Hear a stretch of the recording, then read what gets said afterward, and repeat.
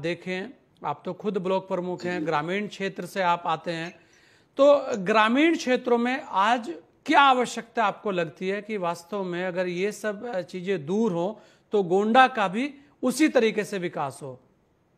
जी, निश्चित रूप से 2014 के पहले जी गोंडा जनपद की उपेक्षा हुई है, लेकिन 2014 में जब से भारतीय जनता पार्टी की सरकार बनी है और 17 में जी उसके बाद ग्रामीण क्षेत्रों सहित पूरे जिले का तेजी से विकास हुआ।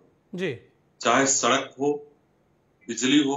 बिजली में हमारे पास जो डाटा है, हमारे जनपद में करीब 97% गाँव में बिजली पहुंच गई है जी और सड़कें भी पहले की अपेक्षा बेहतर और बहुत ज्यादा बनी है। जी। शिक्षा की अगर बात की जाए तो शिक्षा के क्षेत्र में निजी और सरकारी कई विद्यालयों की स्थापना हुई है और पहले हो सकता है यहाँ नकल होती हो, बदनाम रहा है, लेकिन आज के समय में नकल एकदम खत्म हो गई है। एग्जाम में प्रत्येक कमरे में 2-2 सीसीटीवी कैमरा और सेंसर की व्यवस्था है, वॉइस सेंसर की व्यवस्था है, तो नकल तो पूरी तरीके से खत्म हो गई है जी। लेकिन विकास अपनी एक सतत प्रक्रिया है और जो जनपद या क्षेत्र पिछड़ा रहा हो उसमें लगातार जब सतत प्रयास होगा और लगातार विकास होगा तब वो संतृप्त होगा।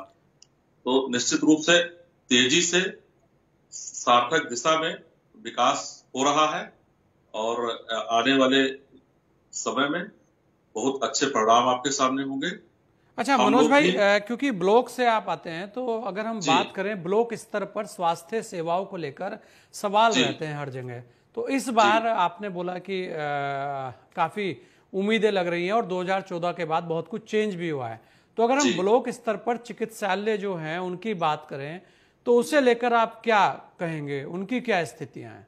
पहले हमारे यहाँ तहसील स्तर पे और ब्लॉक स्तर पे एक सीएससी हुआ करती थी जी, लेकिन सीएससी के साथ साथ कई पीएचसी का निर्माण हुआ है और प्रत्येक गांव में कहीं वेलनेस सेंटर, कहीं एनएम सेंटर की स्थापना हुई है जहां नियमित रूप से सरकारी स्वास्थ्य कर्मी बैठते हैं और लोगों की स्वास्थ्य की जांच करते हैं।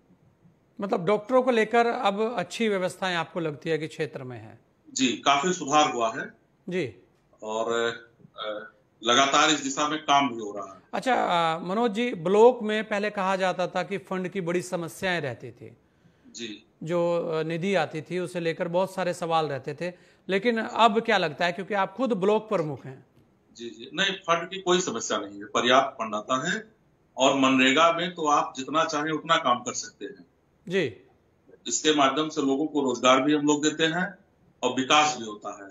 मनरेगा की कोई सीमा नहीं है, आपकी क्षमता के ऊपर है। आपके पास अगर रोजगार देने के लिए लोग हैं तो आप जितना चाहें उतना काम कर सकते हैं और तेजी से काम हो भी रहा है जी। हम लोग भी बहुत तेजी से इंटरलॉकिंग और जो ऑफिसें हैं, पुरानी बिल्डिंगें थी सरकारी, उसके विकास का काम बहुत तेजी से कर रहे हैं।